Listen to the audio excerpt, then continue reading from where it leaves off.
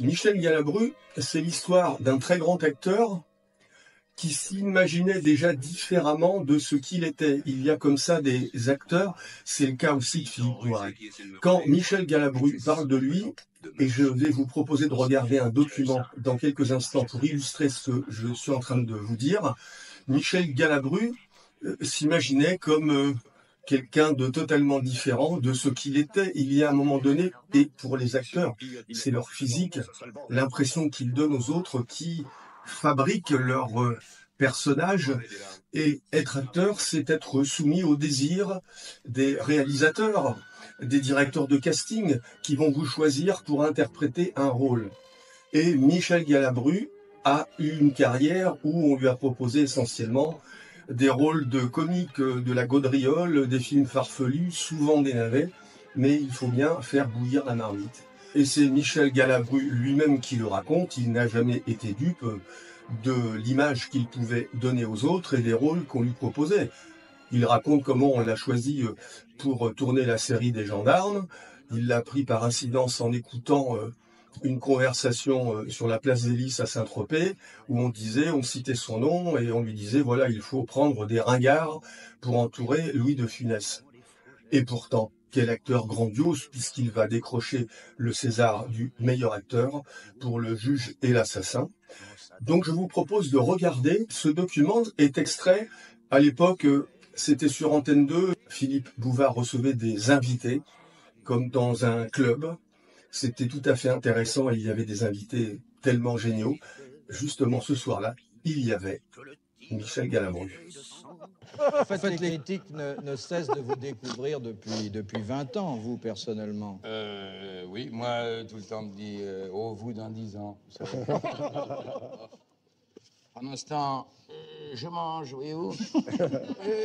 Et je suis très heureux de cela parce que j'avais un professeur qui, en classe, m'avait dit « Mon pauvre Galabru, vous crèverez de faim. » Et je viens de voir un médecin qui m'a dit « Si vous ne vous arrêtez pas de bouffer, vous ne passerez pas. » Une carrière qui a été quelquefois en dents de scie.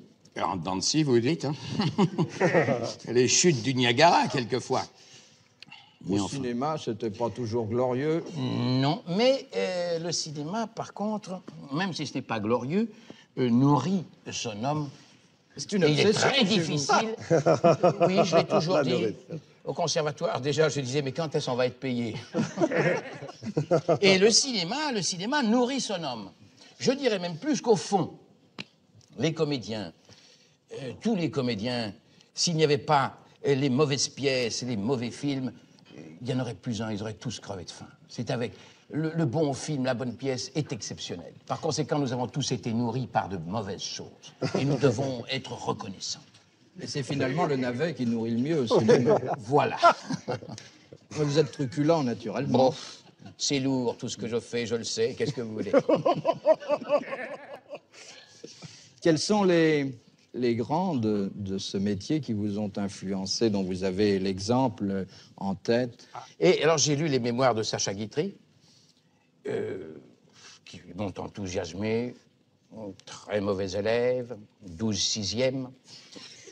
Moi, j'étais à ma 4e première. Je me suis dit, voilà ma voie. Et je me suis mis à l'imiter. Alors, vous savez qu'il y avait des bagues toujours. Alors, j'avais acheté des petites bagues à Monoprix à 20 balles. Vous savez, qui déteignaient, c'était tout noir. Alors, je mettais mes manchettes comme ça, oui. Et je me prenais pour Sacha Guitry. D'ailleurs, je me prends encore un peu pour Sacha Guitry.